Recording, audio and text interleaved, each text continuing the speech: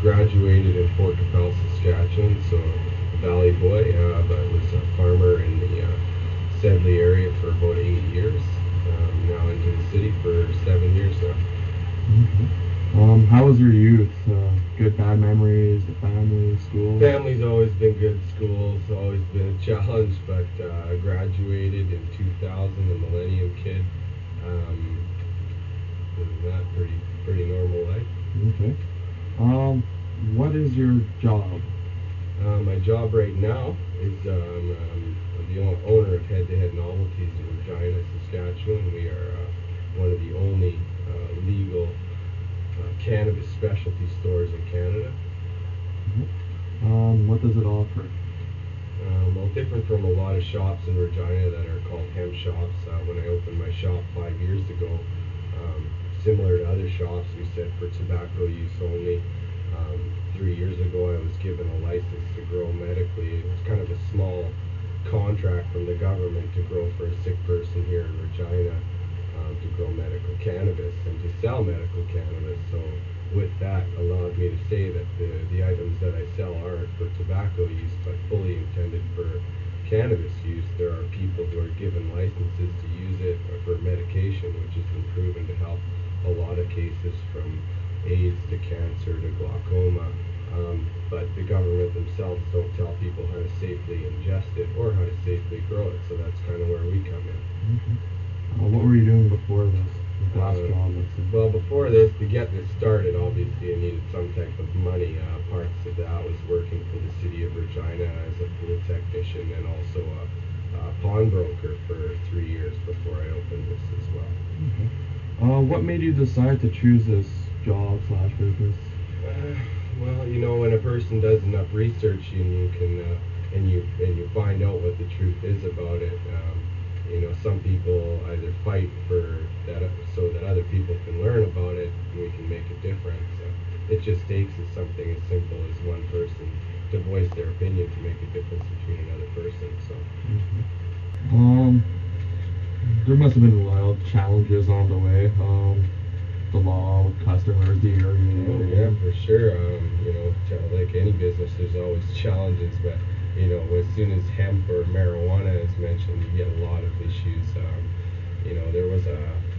There was a poll recently, the Angus Reid poll, where they said that 55% of Canadians are in favor of right-out legalization.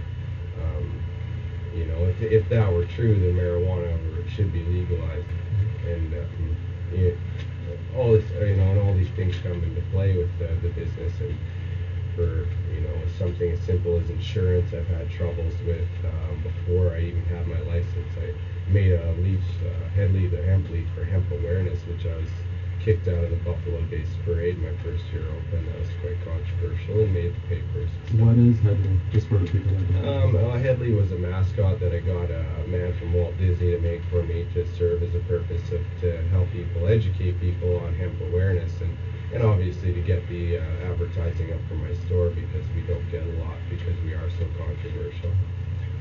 Would there be anything in the type of business would you do differently, like steps maybe, or? Yeah, maybe I wouldn't be so honest with the government, because I found that honesty usually develops problems, which is scary because you think the honest people would make your life a little easier, because everything we are doing is we're fully insured, which is funny because the Angus Reid poll said that every province in Canada was above 50% that agreed with legalization, except for Alberta, which is ironic because the insurance problems that I had, where I was denied from every insurance company in Saskatchewan and in a lot of other places in Canada, but Alberta was willing to give me insurance, ironically enough. You're also, like you mentioned, a hemp and marijuana activist. What made you decide to go this path? Tell us what you think, what you have done or you will do. Okay, yeah, there wasn't a lot of people in Regina doing it when I first started. There were obviously shops that are willing to sell paraphernalia to people, but aren't willing to take the steps to help educate people on it or to make a difference, because people need to be vocal to make a difference. Something as simple as voting, which more Canadians need to do, obviously, to make a difference, because that's what it takes, is people coming together. So we've done, Mark Emery did the Freedom Tour back in 2003. We helped supply the bong that he smoked in front of the cop shop with, all the rallies and stuff like that as well. Yeah, for sure. Why? Well, my license is a lot different. In my shop, I also help people get these licenses to medically use and medically grow for other people. My license, when I got it 3 years ago, or almost 3 years ago now, was called a designated grower's license. Different from a lot of people that have a license to smoke. I have a license to grow, very different. With these licenses, there's quite extensive paperwork involved with them, but they're fairly easy to get. Marijuana in Canada is decriminalized to the point for medicine, and the government realizes that this is more of a political matter and a medical thing than it is. It shouldn't be illegal, as far as I'm concerned. We should be petitioning our MPs to get a bill for the legalization of marijuana, and if more people voted and stood up for stuff like that, like I said to begin with, things would be different. What were the steps to get this license? Well, my license, again, it's a lot different than most people's licenses. I help them. Once a person establishes having a license to use marijuana, you can give out these designated growers licenses. When I got my license, I was one of 77 people in Canada, probably one of the youngest at the time, and probably one of the only ones that owned a hemp shop, lived at the shop, so it was my home, my garden, and my store. So it saved a lot in cost, and instead of selling the marijuana, I decided to give it to them free of charge, because this is a free plant, which is why, in my belief, is why the government hasn't legalized it to begin with, because if people truly educated themselves and found out how much it can be used for food and fuel and medicine, and realized that every person can grow it in their backyard for free, that the government virtually can't make a lot of money off of it. But if companies like the oil companies and stuff decided to make that difference, they could be the ones to lead it and to change it and to make money, so they wouldn't lose money if they just converted into a more greener way of life. No more oil spills. Let's stop cutting down our trees that create our oxygen. Things like that. Yeah, I know this is a short interview, and unfortunately we don't have enough time to go more into detail, because I'm pretty sure you have a lot to say. Yeah, this is something that should be taught in school, probably for a full semester, as far as I'm concerned, with the history and the politics of it all. So would you consider yourself a leader?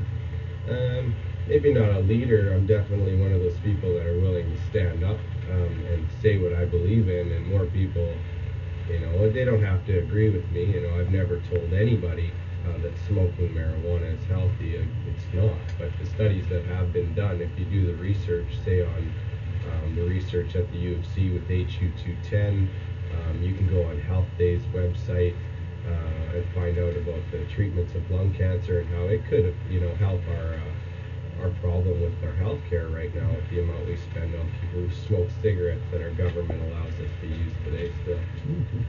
More than anything, I just have to stress that more Canadians need to vote and to educate themselves. We get a lot of American pressure on the legalization of marijuana in Canada, but people fail to recognize that there's over 11 states in the United States that are completely decriminalized for the medical use by state law. Places like, Oakland, San Francisco, South Bay, Santa Cruz, San Diego, West Hollywood, Los Angeles, Oregon, Hawaii, Alaska, Colorado, Washington. There's a lot of places in the United States. It's amazing that we still get a pressure from it.